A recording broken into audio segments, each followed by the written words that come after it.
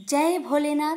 आप सभी भक्तों पर शिवजी और माता पार्वती की कृपा सदा सर्वदा बनी रहे। भक्तों, आज आप श्रवण करेंगे आषाढ़ शुक्ल पक्ष की प्रदोष व्रत कथा। भक्तों, हर माह के शुक्ल और कृष्ण पक्ष की त्रयोदशी तिथि को प्रदोष तिथि का व्रत किया जाता है। प्रदोष व्रत की तिथि जब मंगलवार को आती है तब उसे भौम प्रदोष व्रत के नाम से जानते हैं। भौम प्रदोष व्रत में कथा सुनना व कहना बहुत पुण्यदायी माना जाता है और इस कथा से पूजा भी पूरी होती है। मान्यता है कि भौम प्रदोष व्रत की कथा सुनने व कहने से देवों के देव महादेव का आशीर्वाद प्राप्त होता है और आर्थिक परेशानियों से मुक्ति मिलती है। तो आइए सुनते हैं भौम प्रदोष व्रत की कथा। प्रेम से बोलिए ओम नमः शिवाय। मंगल देव की जय। जय श्री गणेश। स्कंद पुराण में वर्णित एक कथा के अनुसार प्राचीन काल में एक विधवा ब्राह्मणी अपने पुत्र को लेकर भिक्षा लेने जाती थी और संध्या को लौटती थी। एक दिन जब वह भिक्षा लेकर लौट रही थी तो उसे नदी किनारे एक सुंदर बालक दिखाई दिया जो विदर्भ देश का राजकुमार धर्मगुप्त था। शत्रुओं ने उसके पिता को मारकर उसका राज्य हड़प लिया था। उसकी माता की भी मृत्यु अकाल हुई थी। ब्राह्मणी को उस बालक को देखकर बहुत दया आई और उसने उस बालक को अपना लिया और उसका पालन पोषण किया। कुछ समय पश्चात ब्राह्मणी दोनों बालक के साथ देवयोग से देव मंदिर में गई। वहां उनकी भेंट ऋषि सांडल्य से हुई। ऋषि सांडल्य ने ब्राह्मणी को बताया कि जो बालक उन्हें मिला है वह विदर्भ देश का राजा का पुत्र है जो युद्ध में मारे गए थे और उनकी माता को ग्रह ने अपना भोजन बना लिया था। ऋषि सांडल्य ने ब्राह्मणी को प्रदोष व्रत करने की सलाह दी। ऋषि आज्ञा से दोनों बालकों ने भी प्रदोष व्रत करना शुरू कर दिया। एक दिन दोनों बालक वन में घूम रहे थे, तभी उन्हें कुछ गंधर्व कन्याएं नजर आई। ब्राह्मण बालक तो घर लौट आया, किंतु राजकुमार धर्मगुप्त अंशुमति नाम की गंधर्व कन्या से बात करने लगे। गंधर्व कन्या और राजकुमार एक दूसरे पर मोहित हो गए। कन्या ने विवाह हेतु राजकुमार को अपने पिता से मिलवाने के लिए बुलवाया। दूसरे दिन जब वह पुनः गंधर्व कन्या से मिलने आया तो गंधर्व कन्या के पिता ने बताया कि वह विदर्भ देश का राजकुमार है। भगवान शिव की आज्ञा से गंधर्व राज ने अपनी पुत्री का विवाह राजकुमार धर्मगुप्त से करवाया। इसके बाद राजकुमार धर्मगुप्त ने गंधर्व सेना की सहायता से विदर्भ देश पर पुनः आधिपत्य प्राप्त किया। यह सब ब्राह्मणी और राजकुमार धर्मगुप्त के प्रदोष व्रत करने का फल था। स्कंद पुराण के अनुसार जो भक्त प्रदोष व्रत के दिन शिव पूजा के बाद एकाग्र होकर प्रदोष व्रत कथा सुनता या पढ़ता है उसे 100 जन्मों तक कभी दरिद्रता नहीं होती। प्रेम से बोलिए उमापति शंकर भगवान की जय। एक बहुत समय पहले की बात है। किसी गांव में एक बुढ़िया रहती थी। वह मंगल देव को अपना इष्ट मानती थी। मंगलवार के दिन वह ना तो घर लिपती थी और ना ही धरती खोदा करती थी। हर मंगलवार को वह मंगल देव का व्रत रखती थी।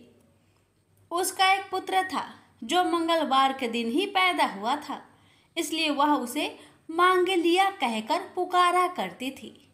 बुढ़िया की श्रद्धा देखकर स्वयं मंगल देव ने उसकी परीक्षा लेने की ठानी और साधु का भेष बनाकर उसके घर मंगलवार के दिन ही पहुंच गए। वह बुढ़िया से बोले कि मुझे भोजन बनाना है, तू थोड़ी सी धरती लीप दे तो मैं भोजन बना लूं। बुढ़िया ने कहा कि महाराज, मैं मंगलवार की व्रती हूँ, मैं आज के दिन धरती नहीं लिपती, मैं जल का छिड़काव कर देती हूँ, आप उस पर भोजन बना ले। उसकी बात सुन साधु ने हठ पकड़ ली कि मैं तो लिपी हुई धरती पर ही भोजन बनाता हूँ। बुढ़िया ने भी रट पकड़ ली कि आज तो धरती ना लिप सकूंगी, इसके अलावा आप जो भी करने को कहेंगे मैं करूंगी। उसकी बात सुन साधु ने वचन लिया कि धरती लिपने के अलावा जो कहूँ करना पड़ेगा। बुढ़िया ने 3 बार वचन दे दिया। अब साधु ने कहा कि अपने बेटे को बुला दे, मैं उसकी पीठ पर अंगीठी जलाकर खाना बना लूंगा। साधु की बात सुनकर बुढ़िया के होश उड़ गए, पर वह मंगल देव को साक्षी मानकर वचन दे चुकी थी। उसने मंगल देव का स्मरण कर अपने बेटे को बुलाकर साधु के पास भेज दिया। साधु ने कहा कि माँ, तू ही अपने बेटे को लेटा और अंगीठी सुलाग दे। बुढ़िया ने मंगल देव का स्मरण करते हुए बेटे को अवधार लिटाकर अंगीठी जला दी और साधु महाराज को बोलकर अपना काम करने लगी। जब साधु महाराज का खाना बन गया तब उन्होंने बुढ़िया को आवाज दी और कहा कि अपने बेटे को बुला दे, वो भी भोग ले लेगा। बुढ़िया ने हैरान होकर कहा कि महाराज, अभी तो आपने उसकी पीठ पर खाना बनाया है, अब वह कहाँ से आएगा? आप कृपया भोजन ग्रहण करें और जहाँ जाना हो जाए, मुझे और दुखी ना करे। साधु ने हठ पकड़ ली कि अपने बेटे को आवाज दे।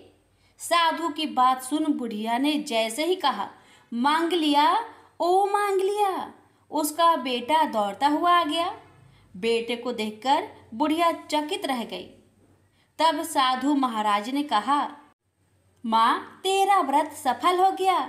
सूत जी बोले, मंगल प्रदोष व्रत से शंकर, हनुमान भी रुद्र हैं और पार्वती जी इसी तरह भक्तों को साक्षात दर्शन दे कृतार्थ करते हैं। प्रेम से बोलिए हर हर महादेव, माता पार्वती की जय। एक समय की बात है, त्रिपुरारी भुजंगधारी श्री काशीपति महादेव जी जगन माता पार्वती के साथ पर्सन रूप में विराजमान थे।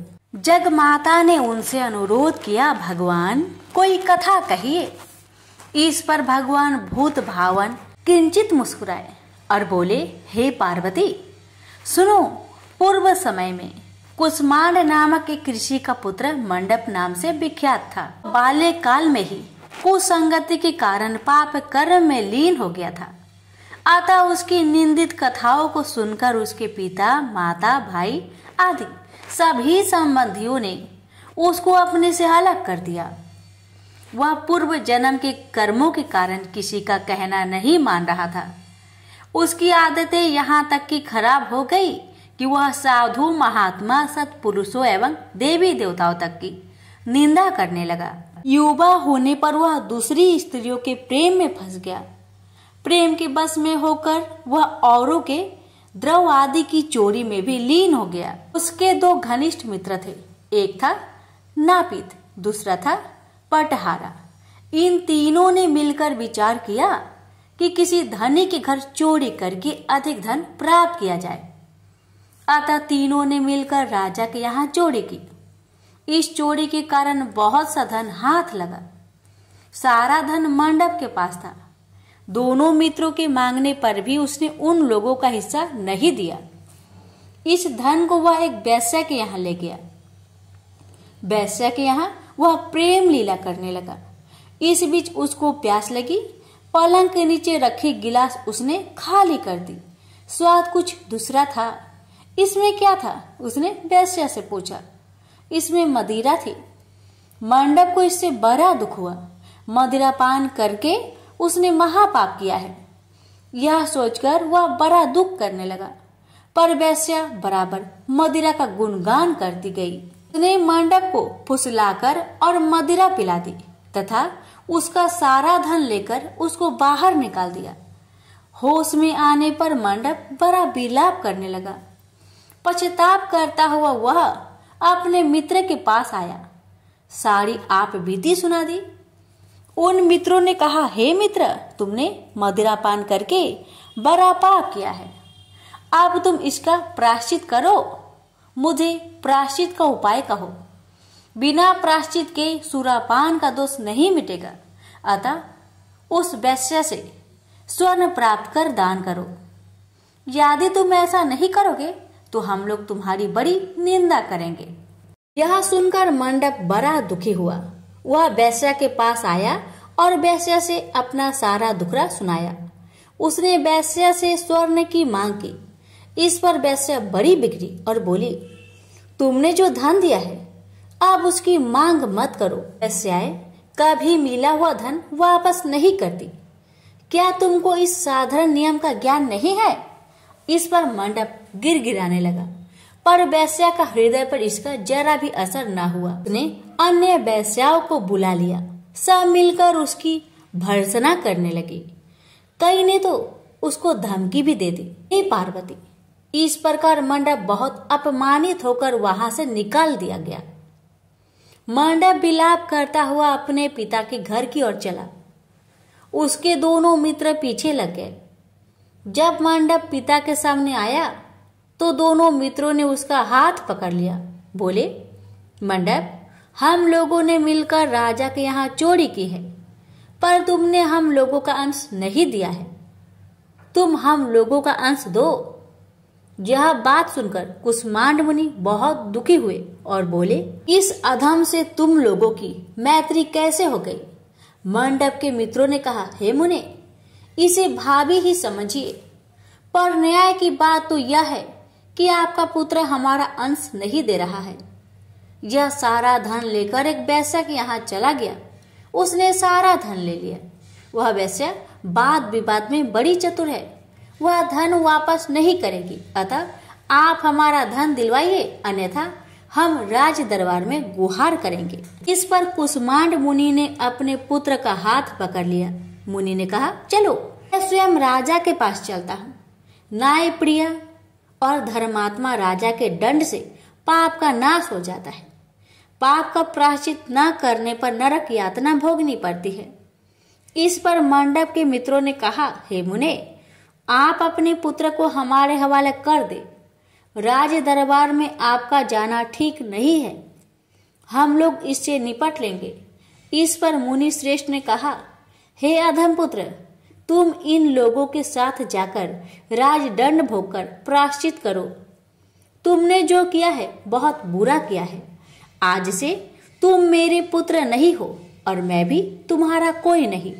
जब तक तुम प्रायश्चित करके नहीं आओगे, मैं तुम्हारा मुख नहीं देख सकता। मंडप के मित्र मंडप को अपने साथ ले गए। दूर एक घने जंगल में ले जाकर पहले तो उसकी खूब भर्त्सना की, फिर बाद में उसको पीटना शुरू किया। बेहद पीटने के कारण मंडप बेहोश होकर गिर पड़ा। उसके मित्रों ने समझा कि वह मर गया, अतः उसको मरा हुआ जानकर उसके मित्रगण उसे वहीं छोड़कर चले गए। कुछ देर बाद मंडप को चेत आया तो वह विलाप करता हुआ एक और को चल पड़ा। उसके दोनों मित्र एक मंदिर में रात भर भूखे प्यासे टिके रहे और प्रायश्चित करते रहे। प्रातः वे दोनों उसे देखने के लिए गए कि उसके शरीर की अब क्या गति है। वहां मंडप को न पा उन दोनों को बड़ा आश्चर्य हुआ। फिर तो वे समझ गए कि मंडप मरा नहीं है, वह जीवित है और कहीं चला गया है। उस दिन शिव महात्म्य को जानने वाले लोग पंचकोशात्मक लिंग की प्रदक्षिणा कर रहे थे। मंडप भी उन लोगों के साथ हो गया। यात्रीगण कद्रमेश्वर के समीप रहे। मंडप ने भी वहां रहकर सारी रात जागरण किया। सब यात्रियों ने उसको साधु मान लिया और वह इस बात को भी मान गए कि वह परम शिव कुष्मांड का पुत्र मंडप है। मंडप शिवव्रतधारी परम शिव साधु के रूप में मान लिया गया। मंडप ने शंकर प्रतिमा के समक्ष नृत्य और भजन प्रारंभ कर दिया। सज्जनों ने उसकी भक्ति देखकर उसका बड़ा आदर किया। मंडप भी सत्संग से परम भक्ति भाव वाला हो गया। अब उसको ज्ञान हो गया कि शिव भक्ति के प्रताप से ही उसका इतना आदर हो रहा है। वह सबका प्रिय हो गया। साथ ही भोजन, धन्य धान्य, श्रद्धा भी मिल रही है। मंडप चंडिका देवी के मंदिर में आया। वहां काशी के धार्मिक सज्जनों द्वारा भीम चंडी की पूजा हो रही थी। मंडप का वहां बड़ा आदर किया गया। रात्रि में मंडप ने क्षेत्र महात्म्य कहा और सुना। इसके बाद शिव भक्तों और विष्णु भक्तों ने मिलकर कीर्तन किया। मंडप ने इस नित्य कीर्तन में प्रमुख भाग लिया। इससे प्रसन्न हो सबने मंडप की भूरी भूरी प्रशंसा की। इस प्रकार मंडप का मन शिव में लग गया। हे पार्वती, इस प्रकार मंडप मेरे क्षेत्र की प्रदक्षिणा करने लगा। ब्रह्म हत्या, सुरापान और चौड़े कर्म आदि पापों से छुटकारा पाने के लिए मेरी स्तुति करने लगा।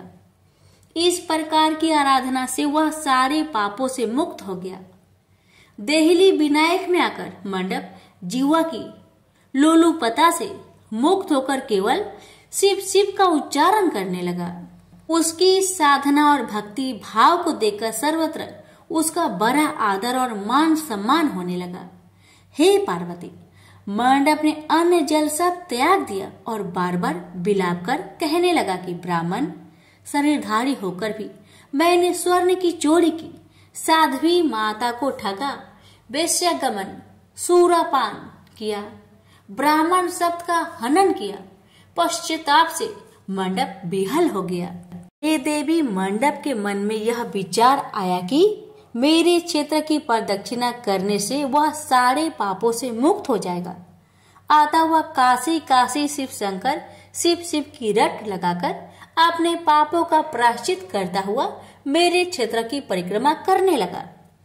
रामेश्वर लिंग में आकर उसने स्नान पूजन किया, सोमनाथ का पूजन किया, सीता और लक्ष्मण के साथ श्री राम जी का पूजन किया। पूजन और भक्ति भाव देखकर सर्वत्र उसकी प्रशंसा हुई। मंडप ने अन्न जल त्याग दिया था। तदनंतर वृषभ ध्वज में आकर स्नान देव पूजन किया। प्रातः काल वरुणा संगम में स्नान किया। मुझे पूछता हुआ वह मेरे मंदिर आया। उसने आकर बड़ा दान पुण्य किया। संतोष मंडप ने साष्टांग प्रणाम किया। वह अनेक महात्मा उपस्थित थे। हे पार्वती, मंडप सबके आगे हाथ जोड़कर खड़ा हो गया और पूछने लगा, हे महात्माओं, मैंने बड़े बड़े पाप किए हैं। आप लोग कृपया यह बतलाइए कि इन पापों से मेरा छुटकारा किस प्रकार होगा। सभी महात्माओं ने कहा, हे मंडप, तुम शिव शक्ति केशव के भक्त हो गए हो। पंचक्रोशमात्मक लिंग प्रदक्षिणा से और शिव कीर्तन से तुम्हारे सारे पाप नष्ट हो गए हैं। इस प्रकार सुन मंडप ने कहा, हे सदस्य गणों, पिताजी ने तो मुझको घर से निकाल दिया है। अब मैं अपने घर कैसे जाऊं और हे मुनि श्रेष्ठों, पिता को कैसे अपना मुख दिखलाऊं। इस पर सबने कहा, अब तुम्हारे सारे पापों का प्रायश्चित हो गया है, तुम सहर्ष घर जा सकते हो। हे पार्वती, इस प्रकार मंडप अपने पिता के घर के सामने आया और शिव शिव शंभो शंभो महादेव महादेव का उच्चारण करने लगा। स्वर सुनकर कुष्मांड मुनि ने अपनी पत्नी से कहा, हे प्रिय, देखो तो कौन द्वार पर शिव का उच्चारण करता हुआ हमें परम सुख दे रहा है। शिव नाम की अमृत वर्षा कौन कर रहा है। मुनि पत्नी ने द्वार पर अपने पुत्र को देखा। हे पुत्र, तुम्हारा आना कैसे हुआ। मंडप ने कहा, हे माता, आपको और पिताजी को महात्मागण बुला रहे हैं। यह सुनकर मंडप की माता अपने पति के पास आई और उनसे सारा वृत्तांत कहा। हे पूज्यवर, आपका पुत्र शिव का नाम रट्टा हुआ द्वार पर उपस्थित है। उसका कहना है कि प्रायश्चित करके वह पवित्र हो गया है। सदस्यगण आपको बुला रहे हैं, वे प्रायश्चित का प्रमाण देंगे। कुष्मांड मुनि दरवाजे पर आए। उन्होंने रुद्राक्षधारी शिव भक्त मंडप को देखा। तुम क्यों आए हो। थोड़े से प्रायश्चित से बड़े पाप का नाश नहीं होता है। मंडप ने कहा, हे पिताजी, इसमें कोई संदेह नहीं है कि मैंने बड़े पाप किए हैं। इतना होने पर भी महात्मागण आपको बुला रहे हैं। मुनि अपनी पत्नी के साथ महात्माओं के पास आए। महात्माओं ने एक स्वर से कहा, हे मुनिवर, आपका पुत्र समस्त पापों से मुक्त हो गया है। कुष्मांड ऋषि ने पूछा, हे मुनि श्रेष्ठों, किस आधार पर आपकी दृष्टि में मेरा पुत्र पाप मुक्त हो गया है। इसने तो बड़े बड़े पाप किए हैं। महात्माओं ने कहा, हे मुनि, इस मुक्ति मंडप के स्वामी श्री भगवान विष्णु है, वही इसका उत्तर देंगे। महात्माओं ने विष्णु भगवान की स्तुति की। इस पर आकाशवाणी हुई, हे स्तुति करने वाले महात्माओं, यह महापापी मंडप जो कुष्मांड मुनि का पुत्र है, अब अपने पापों से मुक्त हो शुद्ध हो गया है। यह साधु संतों के साथ शिव शंकर के क्षेत्र की परिक्रमा कर चुका है। अब कुसुमांड मुनि इसे ग्रहण कर सकते हैं। इस प्रकार हे पार्वती, मंडप को कुसुमांड मुनि आदर पूर्वक अपने घर ले गए। इस कथा को सुनकर माता पार्वती परम प्रसन्न हुई। बोली, प्रभु, आपने यह महत्वपूर्ण कथा कही, इससे कलयुग में प्राणियों का बड़ा भला होगा। कृपा कर इस पर कुछ और प्रकाश डाले। इस पर शिवजी बोले, हे पार्वती, अब तुम भैरव जी की कथा सुनो। इस पर भैरव जी प्रकट हुए और बोले, त्रेता युग में समदर्शी सांडलिय नाम का एक ब्राह्मण था। वह महापंडित था। उसकी पुत्री का नाम विशालाक्षी था। वह अति सुंदरी थी। बाल्यकाल में ही उसके पिता ने उसका विवाह कर दिया। विवाह के बाद भी वह अपने पिता के घर पर रहती थी। वह युवा हो गई। युवा अवस्था होने पर भी उसका पति न आया, अतः सांडिल्य ब्राह्मण की कन्या पाप रहता हो गई। इस कन्या ने काशी में बड़े पाप किए। सुंदरी होने के कारण दूर दूर के युवक उसके पास आने लगे। एक समय की बात है, बड़े बड़े पापों को नष्ट करने वाली पंचक्रोशी यात्रा के मार्गियों देखकर वह विचारने लगी कि इस लोगों को पाप रट किया जाए। उस रात यात्रीगण दुर्गा कुंड पर रुके थे।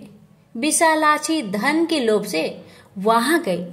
वहां भजन कीर्तन कर स्वयं रचाया। यात्री उसका भक्ति भाव देखकर प्रसन्न हुए और उसे वैष्णवी समझ बड़ा दान पुण्य किए। इस लोभ के कारण वैश्या विशालाक्षी यात्रियों के साथ हो गई। कर्म मेदेश्वर दहलीज रामेश्वर में उसने निवास किया और वरुणा संगम में स्नान किया। यात्रियों द्वारा उसने काशी महात्म्य की कथा भी श्रवण की।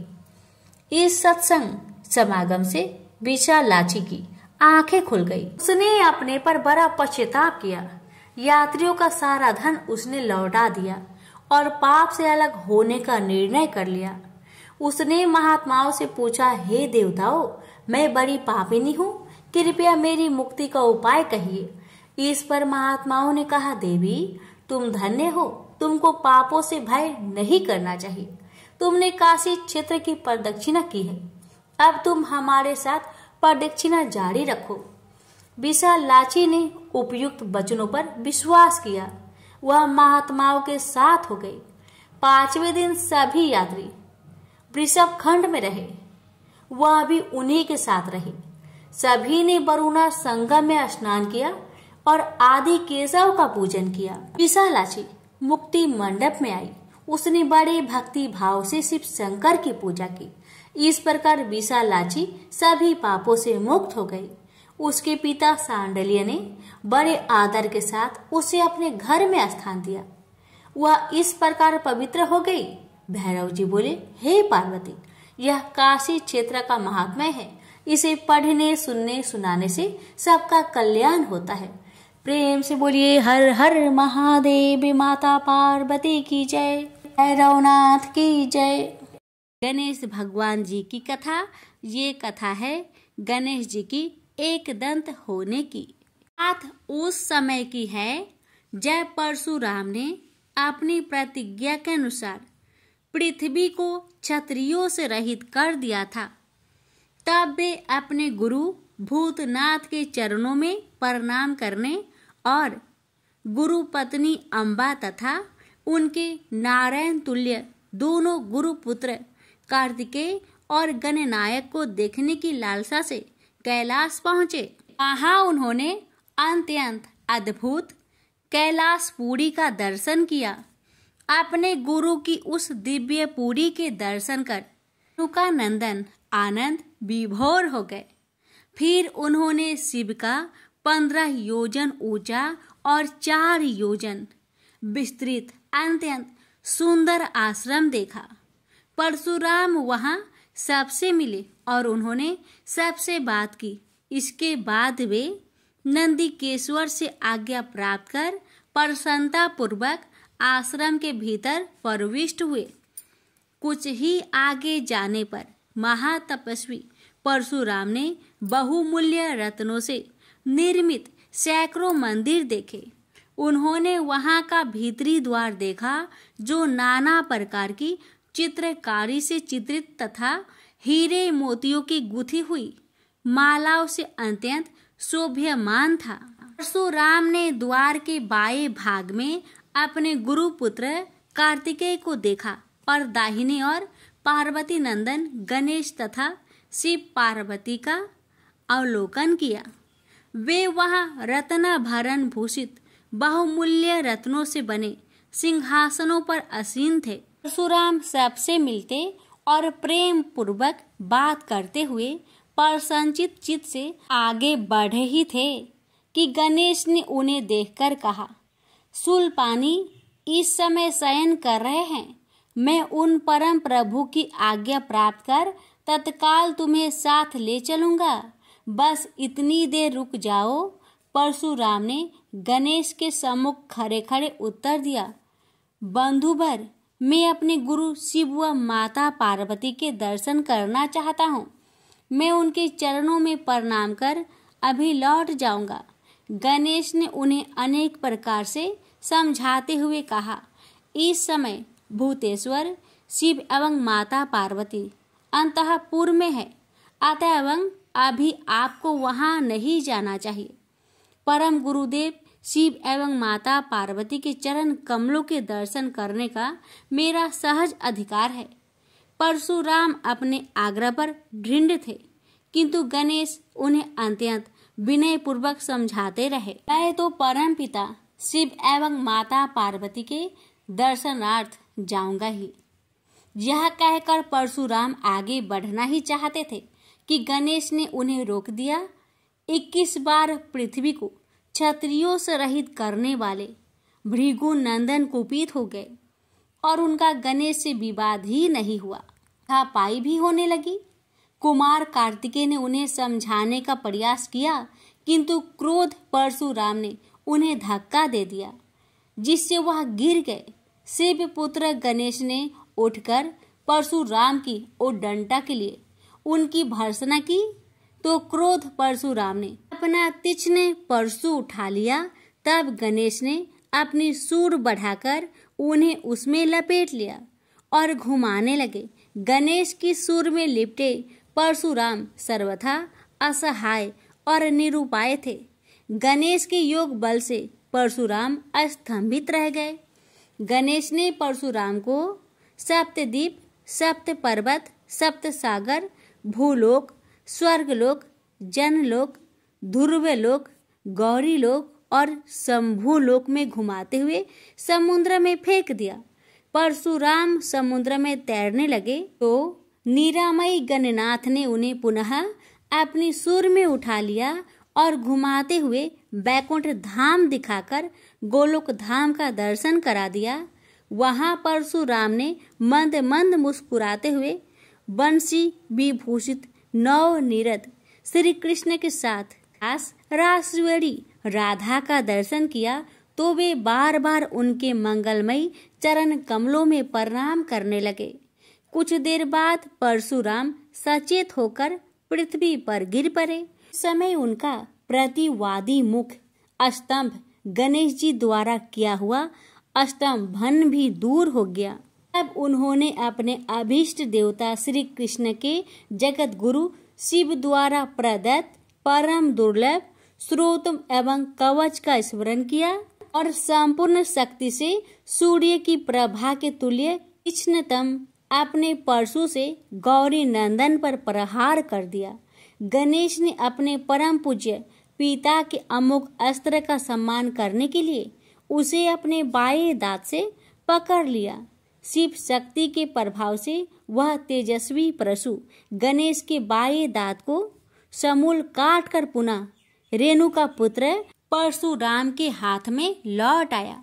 गणेश का दांत टूटते ही भयानक गर्जना हुई और रक्त का फवारा फूट पड़ा। मुंह से निकलकर रक्त से सना दांत भूतल पर गिर पड़ा। उस समय धरित्री कांप उठी। यह दृश्य कार्तिकेय, क्षेत्रपाल आदि पार्षद तथा शून्य में देवगण अत्यंत भयभीत होकर हाय हाय करने लगे।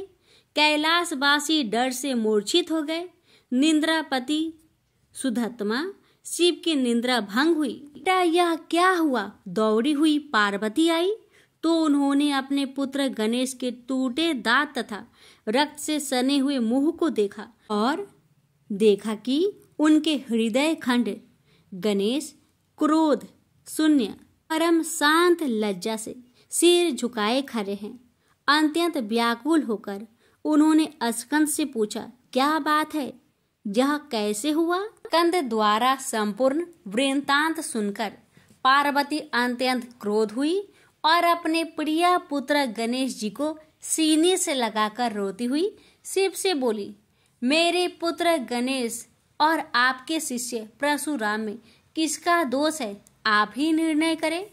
फिर माता पार्वती ने अपने सम्मुख परशुराम को शिव के प्रमोदक द्वारा चरण कमलों की निर्भयता पूर्वक सेवा करते हुए देखकर कहा, हे महाभाग राम, तुम योगियों के गुरु देवाधिदेव महादेव के शिष्य हो।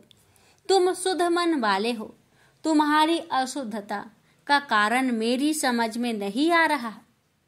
तुमने करुणामय गुरु से अमोघ परशु प्राप्त कर पहले तो उसकी क्षत्रिय जाति पर परीक्षा की और अब गुरु पुत्र पर परीक्षा की है।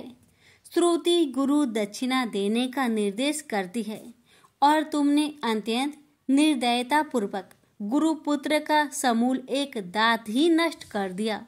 अब इसका सिर भी काट डालो।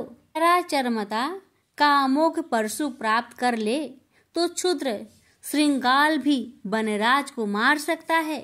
इतना कहकर क्रोध से भगवती पार्वती परशुराम को मारने के लिए प्रस्तुत हो गई। भयवश परशुराम ने मन ही मन करुणा सागर गुरु को प्रणाम कर अपने इष्ट देव गोलोकनाथ श्री कृष्ण का स्मरण किया। तभी पार्वती ने अपने सम्मुख एक बौने ब्राह्मण बालक को देखा। उस पर तेजस्वी ब्राह्मण बालक को देखकर आतुरता से भगवान शंकर ने भक्ति पूर्वक मस्तक झुकाकर प्रणाम किया। उसके बाद माता पार्वती ने भी उसे प्रणाम किया। परम तेजस्वी ब्राह्मण बालक ने शिव एवं पार्वती को शुभ आशीर्वाद प्रदान किया। यह दृश्य देखकर कैलाशवासी बालक बालिकाएं भयभीत एवं चकित हो गए। फिर भगवान शंकर ने उनका पूजन किया। वे वामन भगवान रत्न सिंहासन पर विराजमान थे। उनका उत्कृष्ट तेज सर्वत्र फैल रहा था। भगवान शंकर ने मधुर शब्दों में कहा, आज मेरा परम सौभाग्य है जो आपने कृपा पूर्वक मेरे यहाँ पधारकर मुझे सेवा का अवसर प्रदान किया है। सुतोष शिव की मधुर वाणी से प्रसन्न होकर ब्राह्मण बाल रूपी स्वयं श्री हरि ने गंभीर स्वर में कहा, आप लोग की वर्तमान स्थिति जानकर मैं श्वेत द्वीप से आ रहा हूँ। मेरे भक्तों का कभी अमंगल नहीं होता। मेरा सहस्त्र सार उनके रक्षार्थ प्रतिक्षण प्रस्तुत रहता है, किंतु गुरु के रुष्ट होने पर मैं विवश हो जाता हूँ। गुरु की अवहेलना बलवती होती है। विद्या और मंत्र प्रदान करने वाला गुरु अभिष्ट देव से 100 गुना श्रेष्ठ है। गुरु से बढ़कर कोई देवता नहीं है, पार्वती से बढ़कर कोई पतिव्रता नहीं है तथा गणेश से उत्तम कोई जितेंद्रिय नहीं है। भृगु नंदन ने गुरु पत्नी एवं गुरु पुत्र की अवहेलना कर दी है। उसी का मार्जन करने के लिए मैं यहाँ उपस्थित हुआ हूँ। श्री हरि ने भगवान शंकर के बाद भगवती पार्वती से कहा, तुम जग जननी हो। तुम्हारे लिए गणेश, कार्तिकेय और परशुराम भी पुत्र तुल्य है। इन परशुराम ने स्नेह के प्रति शिव और तुम्हारे मन में भेद नहीं है। आता एवं जो उचित समझो करो। देव बड़ा प्रबल होता है। बालकों का यह विवाद तो देव दोष से ही घटित हुआ है। तुम्हारे इस प्रिय पुत्र का एक दंत नाम वेदों में प्रसिद्ध है। फिर श्री हरि ने परशुराम से कहा, राम तुमने क्रोधवश शिवा पुत्र गणेश का दांत तोड़कर अनुचित किया है, इस कारण तुम निश्चय ही अपराधी हो। ये सर्वशक्ति स्वरूपा पार्वती प्रकृति से परे और निर्गुण है।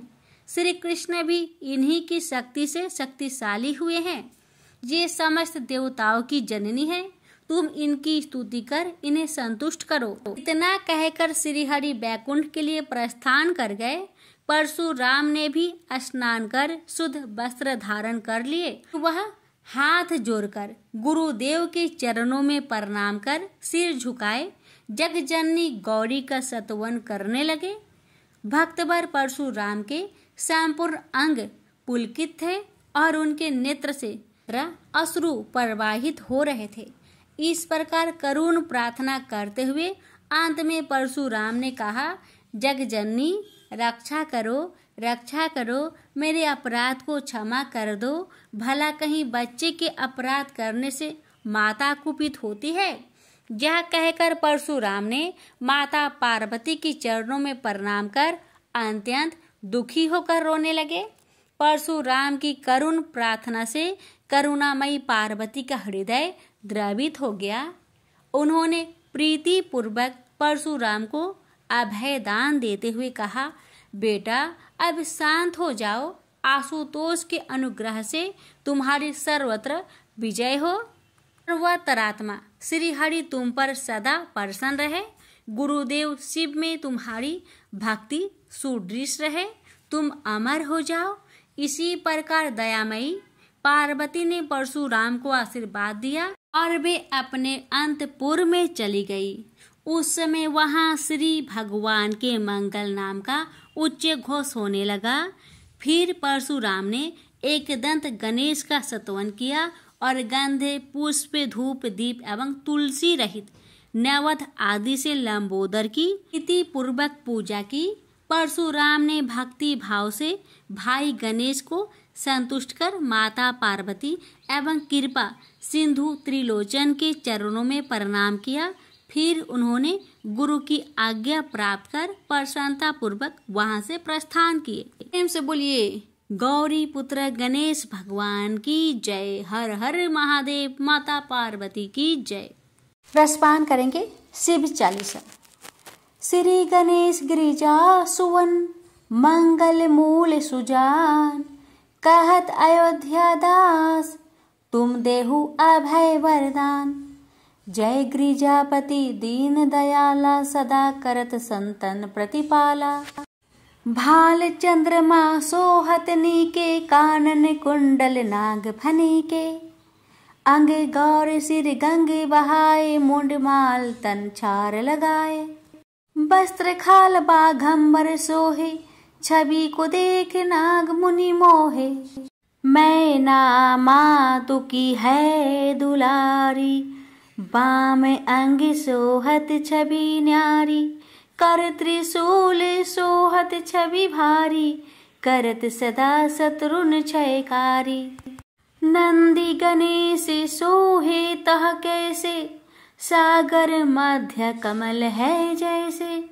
कार्तिक श्याम और गणे राऊ, या छवि को कही जात न काऊ। देवन जब ही जाए पुकारा, तब ही दुख प्रभु आप निवारा।